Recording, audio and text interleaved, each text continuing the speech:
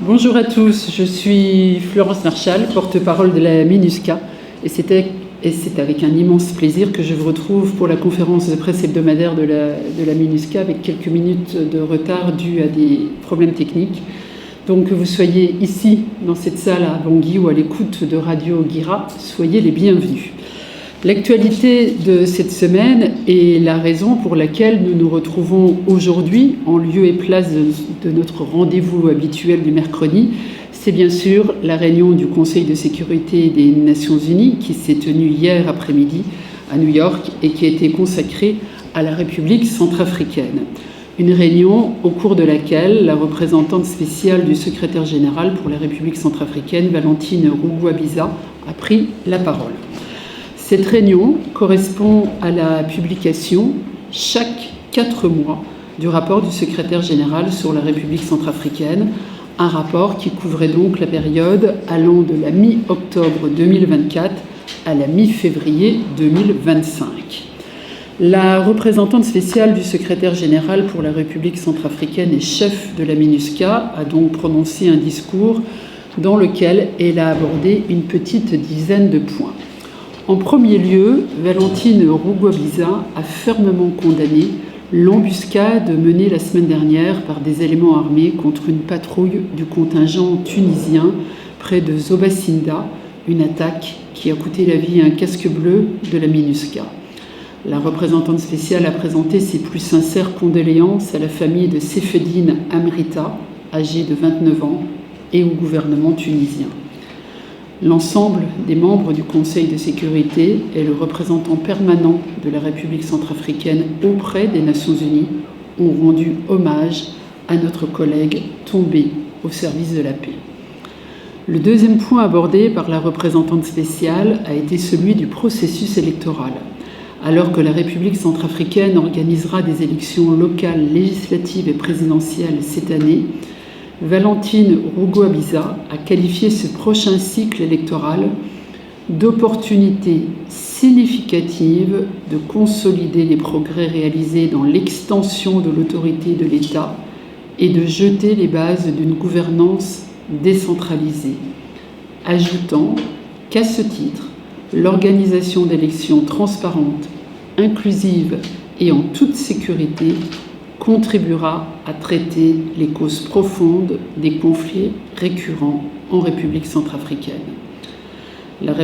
représentante spéciale a rappelé que la première phase de révision du fichier électoral avait été menée avec l'appui multiforme de la MINUSCA en synergie avec l'équipe de pays des Nations Unies. Vous le savez, la mission fournit au gouvernement centrafricain un appui sur les plans opérationnels, logistiques, techniques et de la sécurité pour l'organisation des élections, dont la prochaine étape sera la révision du fichier électoral dans l'ère opérationnelle numéro 2, une opération qui doit commencer le 11 mars prochain. Troisième sujet, celui de la situation sécuritaire et de la gestion des frontières. En reconnaissant que la situation sécuritaire s'était améliorée dans l'ensemble de la République centrafricaine, la représentante spéciale a ajouté que toutefois, elle restait fragile dans les zones frontalières où la MINUSCA continue de travailler en étroite collaboration avec le gouvernement pour renforcer et étendre la présence effective des autorités. Valentine Rugwabiza a cité l'exemple du premier poste frontalier multiservice construit et équipé par la MINUSCA et inauguré le 17 janvier dernier par le Premier ministre à Bembéré à la frontière avec le Tchad. Elle a insisté sur le fait que la mise en œuvre de la politique de gestion des frontières nationales nécessitait un soutien supplémentaire, notamment en reproduisant cette initiative comme modèle pour faciliter le contrôle des frontières et faire face aux menaces transfrontalières, notamment dans le nord-est, où les retombées du conflit au Soudan constituent la menace la plus importante. La représentante spéciale est ensuite revenue sur le 6e anniversaire célébré ce mois-ci de la signature de l'accord politique pour la paix et la réconciliation en République centrafricaine, l'APPR. Faisant allusion aux mécanismes locaux de résolution des conflits, tels que les CIMOP, les comités de mise en œuvre préfectoraux, La chef de la MINUSCA a noté que le renforcement de la décentralisation de l'accord politique s'était avéré efficace pour promouvoir la médiation locale et la cohésion sociale. Évoquant les efforts déployés par le gouvernement et les organisations non gouvernementales internationales pour continuer à dialoguer avec les groupes armés encore actifs et ayant quitté l'accord,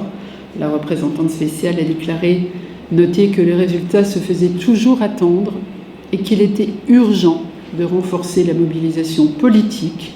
en particulier de la part des garants de l'accord politique, à savoir l'Union africaine et la Communauté économique des États de l'Afrique centrale, afin de faciliter le retour de ces groupes armés et par la suite le désarmement et la démobilisation durable de tous les combattants. Concernant la justice, la représentante spéciale a déclaré qu'il reste beaucoup de progrès à faire dans la lutte contre l'impunité et dans la promotion de la justice transitionnelle en tant qu'élément clé de l'accord politique. Elle a appelé le gouvernement centrafricain à accélérer l'opérationnalisation de la commission Vérité, Justice, Réparation et Réconciliation par la nomination effective de ces nouveaux commissaires. Le 6e sujet concernait la réforme du secteur de la sécurité qui, selon la représentante spéciale, reste essentielle pour garantir que les forces de défense nationale soient en mesure de s'acquitter de leur responsabilité première, qui est de protéger la population centrafricaine et l'intégrité territoriale. La chef de la MINUSCA a souligné que le tribunal militaire récemment inauguré à Bouar illustre l'engagement du gouvernement centrafricain pour la mise en place d'un système de justice militaire et la promotion de la responsabilisation des forces de défense nationale, en ajoutant que toutefois le recrutement au sein des forces de défense nationale d'éléments d'anciens groupes d'autodéfense en dehors du cadre réglementaire et avec un contrôle limité risque de compromettre les progrès réalisés dans la réforme du secteur de sécurité. En l'absence de responsabilité claire, de mécanismes de surveillance et de contrôle du commandement de ces recrues, l'extension de l'autorité de l'État pourrait être entravée. Abordant la question des droits de l'homme, Valentine Rugwabiza s'est félicitée de l'adoption à l'unanimité par l'Assemblée nationale le 27 décembre dernier d'une loi historique sur la promotion et la protection des défenseurs des droits de l'homme en République centrafricaine, tout en déplorant que la situation des droits de l'homme reste particulièrement préoccupante en République centrafricaine, avec la persistance de graves violations. Et puis, pour conclure, la représentante spéciale a effectué un plaidoyer afin que les gains sécuritaires observés en Centrafrique puissent se traduire en améliorations concrètes dans la vie des Centrafricaines et des Centrafricains. Pour ce faire, elle a rappelé que l'allocation de ressources adéquates et en temps voulu à la mission, donc à la MINUSCA, reste essentielle pour consolider la sécurité et la stabilisation en République centrafricaine, ce qui